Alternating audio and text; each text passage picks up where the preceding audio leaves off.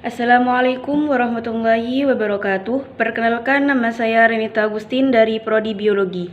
Saya di sini akan menjelaskan tentang membangun argumen tentang dinamika dan tantangan Pancasila sebagai ideologi negara.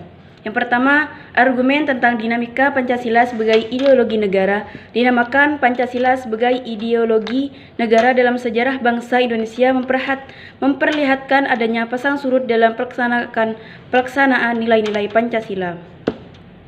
Pancasila sebagai ideologi negara dalam masa pemerintahan Presiden Soekarno, sebagaimana diketahui bahwa Soekarno termasuk salah seorang perumus Pancasila, bahkan penggali dan memberi nama untuk dasar negara.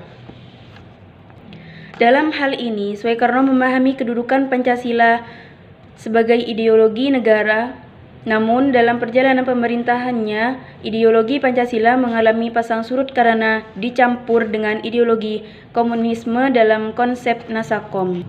Pancasila sebagai ideologi dalam masa pemerintahan Presiden Soeharto diletakkan pada kedudukan yang sangat kuat melalui TAP MPR nomor 2 1978 tentang permasyarakatan P-4. Pada masa Soeharto ini pula, ideologi Pancasila menjadi asas tunggal bagi semua organisasi politik atau Orpol dan organisasi masyarakat atau Ormas.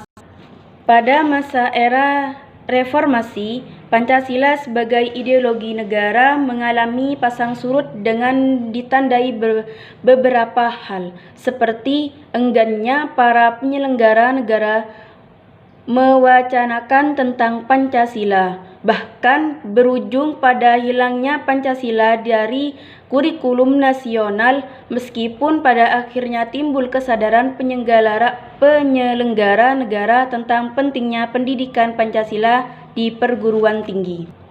Yang kedua, argumen tentang tantangan terhadap Pancasila sebagai ideologi negara. Pada bagian ini akan ditemukan berbagai tantangan terhadap Pancasila sebagai ideologi negara. Unsur-unsur yang memengaruhi tantangan terhadap Pancasila sebagai ideologi negara meliputi faktor eksternal dan internal. Adapun faktor eksternal meliputi hal-hal berikut, yaitu pertama, pertarungan ideologis antara negara-negara superpower antara Amerika Serikat dan Uni Soviet antara tahun 1945 sampai 1990 yang berakhir dengan bubarnya negara Soviet sehingga Amerika menjadi satu-satunya negara superpower. Adapun faktor internal meliputi hal-hal sebagai berikut.